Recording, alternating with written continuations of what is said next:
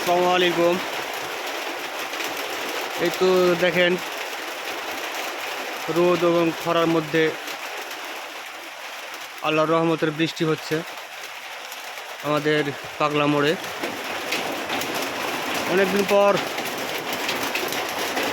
গরমের মাঝে কি সুন্দর মহিমায় বৃষ্টি হচ্ছে।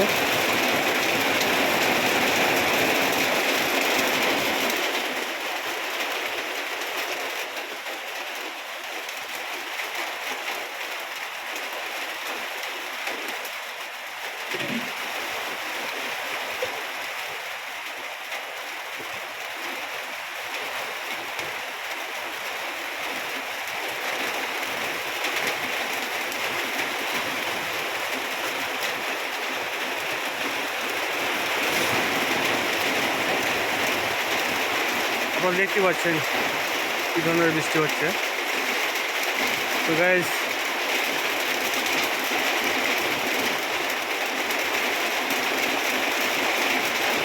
আল্লাহর রহমত, অনেকদিন পর বৃষ্টি হলো আমাদের এই রোদ খরার বৃষ্টির মধ্যে। এবং আমাদের এখানকার এই গাছ রোদে আমার খরাতে আমাদের গাছগাছালিগুলো সব শুকিয়ে গেছিলো।